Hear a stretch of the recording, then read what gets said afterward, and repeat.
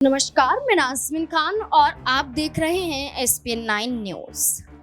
हरियाणा में नई सरकार के गठन के बाद मंत्रालयों के वितरण के बाद अहिरवाल की जनता नाराज नजर आई। अहिरवाल की जनता के साथ खिलवाड़ होता हुआ नजर आया।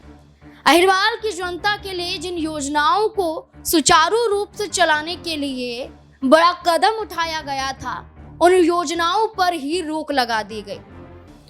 ये रोक सिंचाई विभाग द्वारा लगाई गई, जो अब मौजूदा स्थिति में देखें तो महिला बाल विकास मंत्री और सिंचाई विभाग श्रुति चौधरी यानी कि राज्यसभा सांसद किरण चौधरी की बेटी के पास है।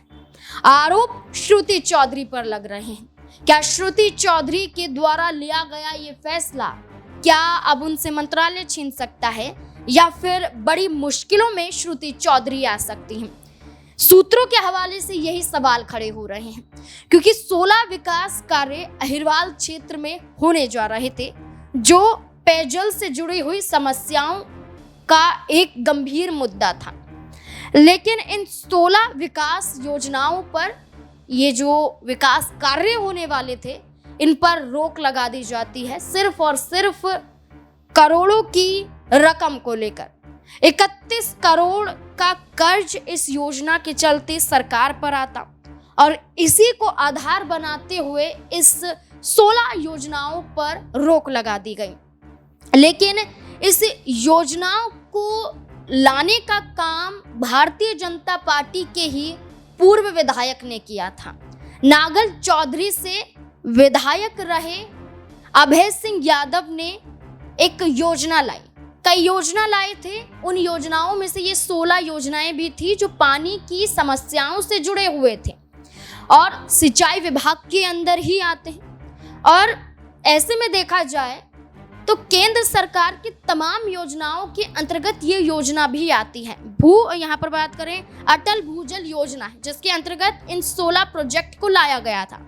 लेकिन 16 विकास के इन प्रोजेक्ट पर रोक लगाने के लिए जो कारण बताया गया वो धनराशि को लेकर कहा गया। लेकिन इसके सही मायनों में अगर हम बात करें तो ये मुद्दा निकलकर सामने आता है कि नई सरकार के गठन के बाद, नए विधायकों के मंत्री बनने के बाद और मंत्रालय मिलने के बाद पुरानी योजनाओं पर ध्यान ना देना। अब जैसे अभय सिंह यादव विधायक होने के नाते वो इन प्रोजेक्ट को सामने लेकर आए थे। अप्रूवल भी मिल गया था, ये अप्रूवल भी मिल गया था 4 महीने पहले ही, 4 से 5 महीने पहले अप्रूवल मिल गया था। लेकिन इस पे रोक मौजूदा सरकार में जो सिंचाई विभाग का जिम्मा संभाल रही हैं श्रुति चौधरी, उनके जरिए लगाई गई। अब आरोप खड़े हो रहे हैं कि आखिरकार अहिरवाल क्षेत्र में जो महेंद्रगढ़ है, नागल चौधरी है, अटेली है, नारनौल है, यहाँ पर जो विकास कार्य थे उन पर रोक लगाई जाती है, जिसमें नागल चौधरी के अंदर आने वाली 10 ये प्रोजेक्ट हैं जिन पर रोक लगाई जाती है। 3 अटेली से आती हैं, 1 महेंद्रगढ़ से, 2 नारनौल से आती हैं। इन प्रोजेक्ट पर रोक लगाई गई। इनका मकसद था कि पाइपलाइन के जरिए जो नहरी पानी है उसे गांव के जोहड़ तक पहुंचाया जाए जो सूखा पड़ा हुआ है, या फिर यहाँ पर जो वाटर टैंक होते हैं जो स्टोर करने वाले होते हैं वो पानी वहां तक पहुंचाया जाए ताकि गांव की समस्याओं का हल हो पाए। लेकिन देखा जाए तो हल तो नहीं हो पाया, लेकिन भारतीय जनता पार्टी पर बड़ा आरोप लग गया। अहिरवाल क्षेत्र राव इंद्रजीत सिंह के अंतर्गत आता है।